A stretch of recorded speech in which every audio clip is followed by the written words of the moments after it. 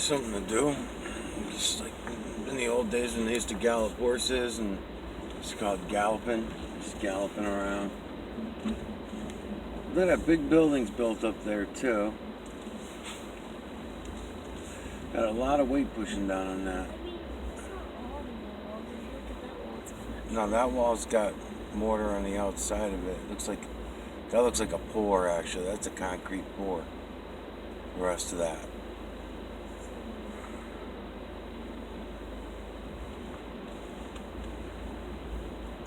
She brought me slowing down. Oh yeah, sure. And all the trees. Just drive some.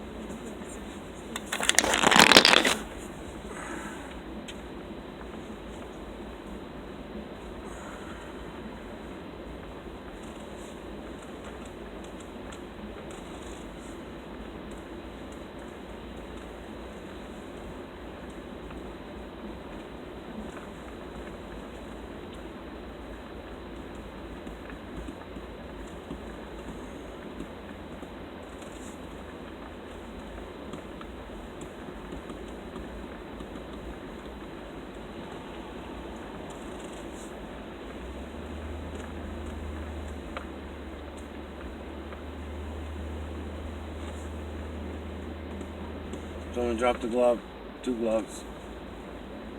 Why don't you pick them up and bring them into them? Person that owns that silver van.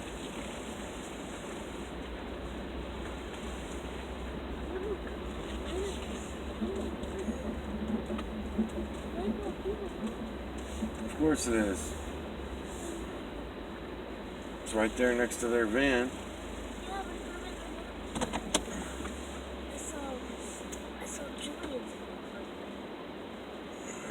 I'd bring him into dance class and say somebody dropped some gloves in the parking lot.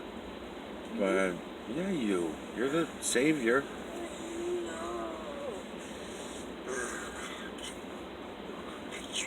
Come on, before some bird comes along and shits on him, or some person comes in and runs him over or something. Just watch out for traffic. Yeah. Oh, here comes someone gonna park now. You better wait. All right, go guys. Go run for it now. Careful.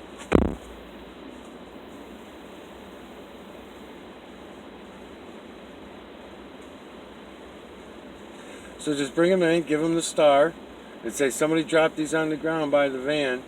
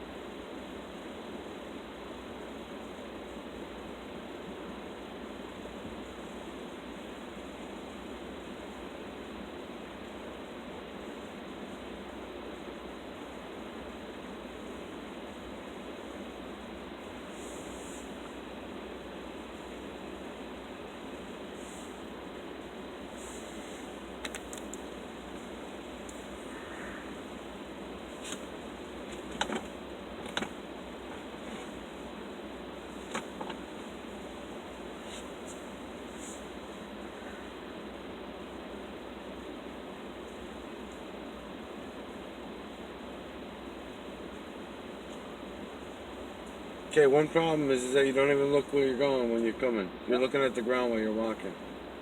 Why? Aren't you worried about cars? I'm thinking what I was going to say. Yeah, I'm thinking about what you're going to say to me too. You was going to say something. I was going to say something too. I was going to say make sure you look both ways before you cross the driveway. Always look both ways. Except that time. Stop judging me. I'm judging you. Judging me, you're right. Not good though. I'm judging you.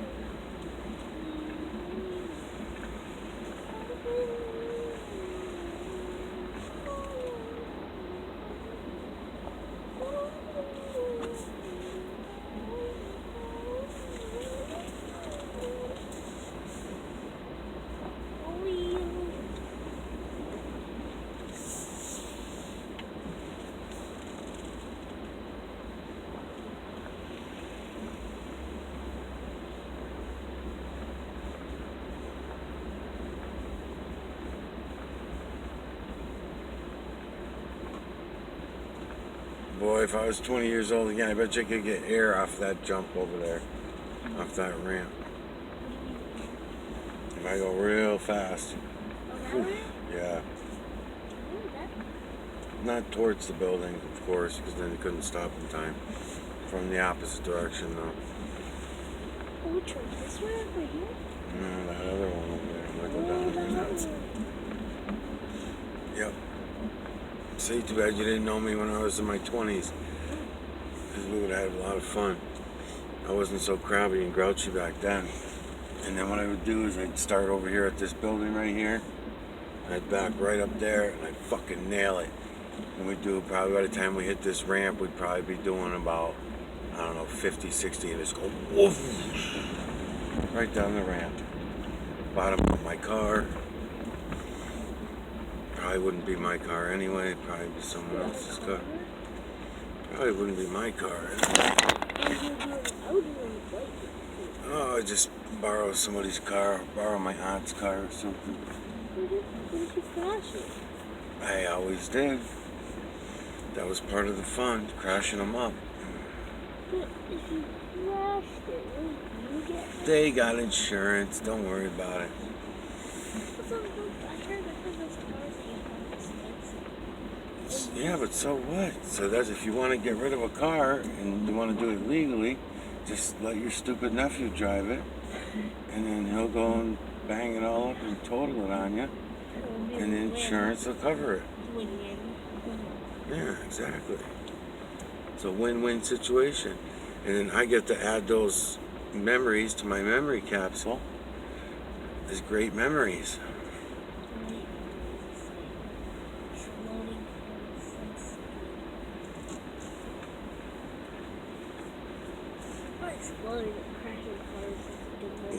We did. We did blow them up sometimes after we crashed them up. Explode them? Yeah, sometimes after we crashed them up, if we crashed them. I remember out in Nuttyland when Kevin, Nuttyland, the cornfields. We used to go out there to beat up our cars and stuff.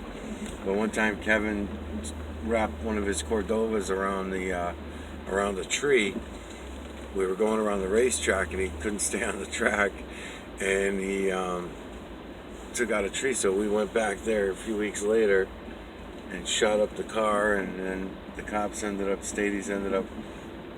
getting a hold of my Uncle Stevie because we never registered the car. We bought it off Uncle Stevie and never registered it. We went and crashed it up. And then, they tracked down whoever the last owner was, and then they trailed it back to him.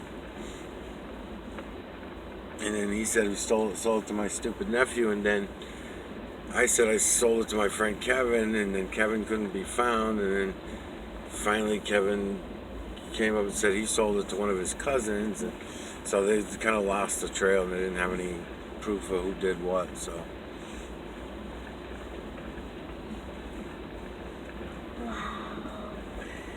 Yep. We used to do that all the time, though. That was just one story out of many. We used to crash up cars. Cars were cheap back then. You could buy a decent car for a few $100 and beat the hell out of it. It'd last you 6 months to a year, for a few $100 beater. Nowadays, a beater's $2,500 for a beater.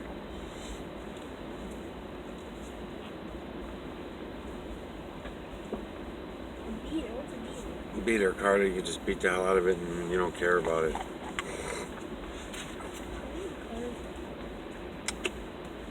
Pretty much every car I've ever owned was a beater. I had like 3 or 4 vehicles that I cared about. Yeah, it is good because then you don't worry about scratching them, or you don't worry about nothing. Then you have no car at all. Mm-hmm. No, you have cars, but you don't fall in love with them. Don't get too attached. The GTOs, those were, memorable cars that I held on to for a little while. The Dodge Ram Charger that I always talk about, that was one of my favorite. No, they were all good. There was a lot of good ones. Even the one I'm calling beaters, they were good. '69 Roadrunner, the Camaros. Because how else are you gonna have fun? I don't know. Because Lots of Camaros, Firebirds, Trans Ams, Z28s, all kinds of shit like that. Those were all fun cars. They all had big motors. They were light cars. Yeah, light. They were 3,000-pound cars only. You know, not for what we wanted to do.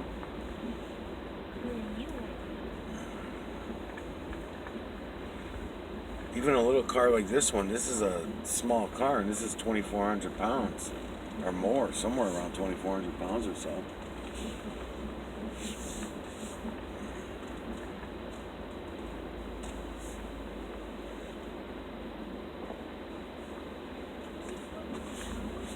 Yeah.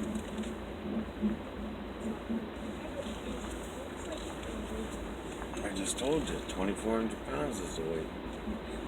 what's the average weight? I would say average is probably about 3,000 pounds. Like those vans and stuff, those are all probably 3,200 pounds.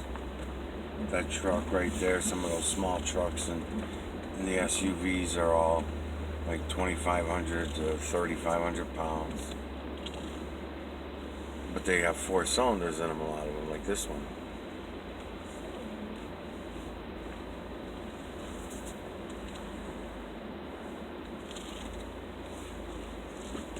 Alright, we gotta find somewhere to park now.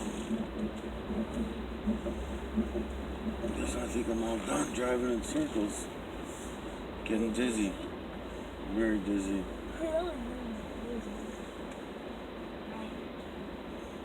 Timed, not rhymed. Dizzy, of course, rhymes with dizzy. It's the same word.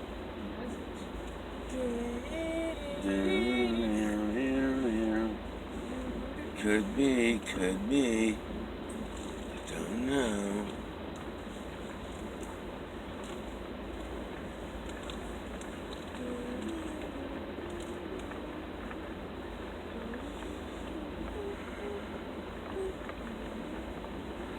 You said you stopped driving in circles.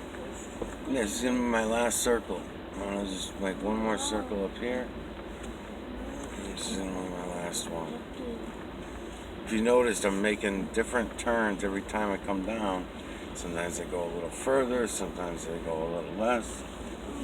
I'm actually watching the imagery in the clouds and seeing what I see, and hopefully it transfers to the camera. And if you notice, when we go into the darkness, it doesn't show as good on the camera as if I'm going the other way towards the light.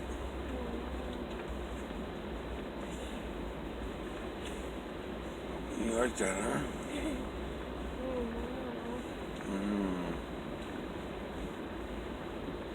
You should be wild.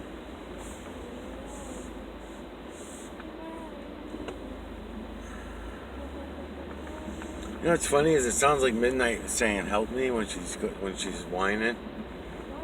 I don't know, because she goes "meow me, meow me, meow me."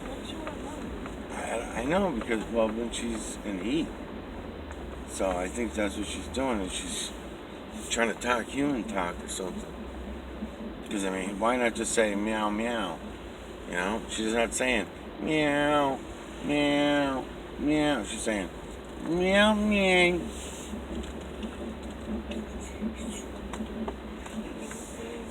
Yeah, she's probably trying to talk human.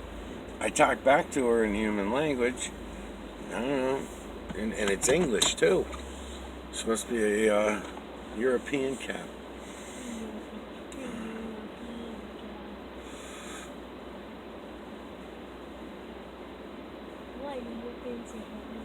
Meow meow.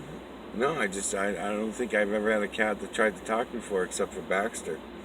Baxter tried to talk. He used to talk to me. Yeah, using our language. Oh, he'd have all kinds of things to say. Too many swear words. He was a trash mouth like me.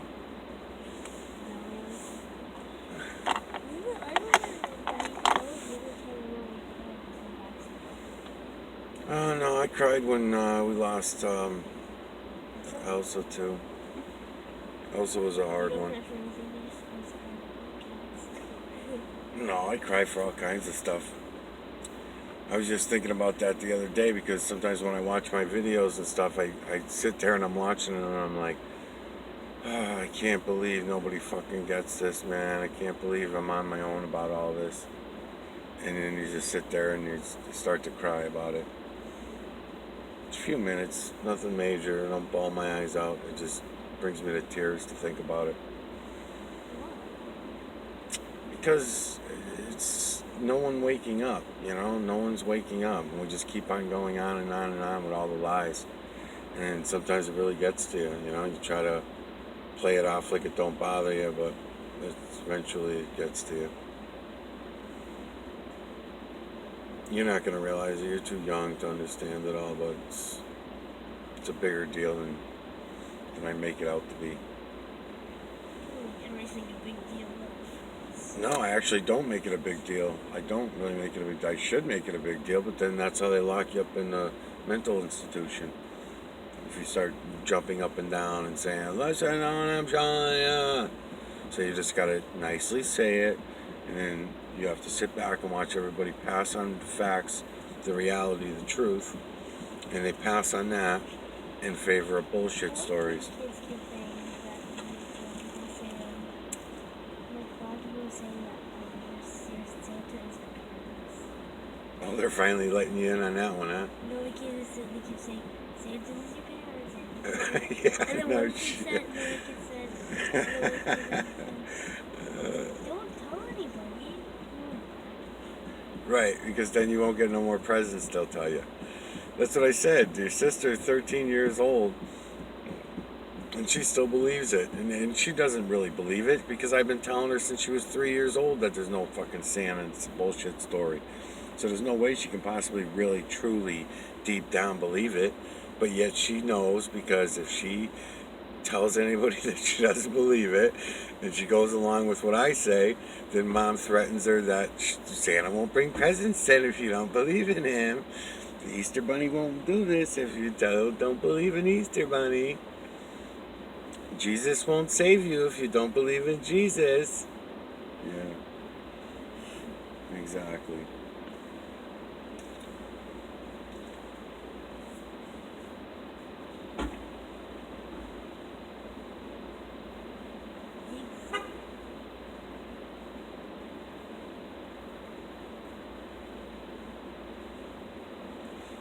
I need to flirt.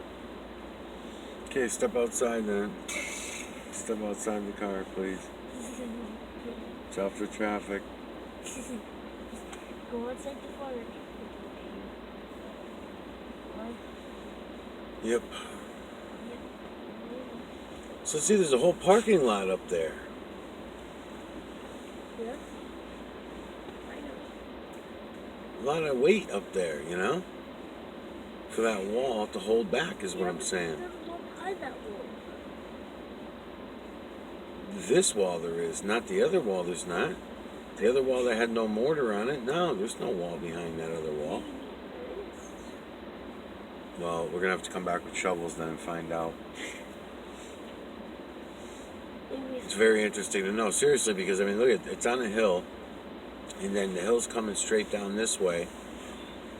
So, you know, with all that weight over the years, and then all the roots from the trees and all that, you should have pushed that wall out.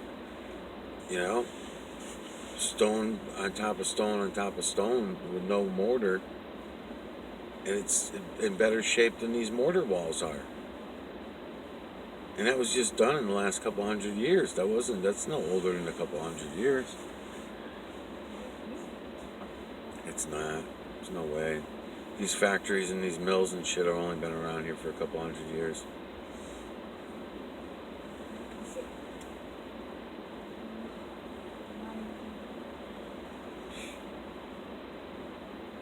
I'm sure we can find out.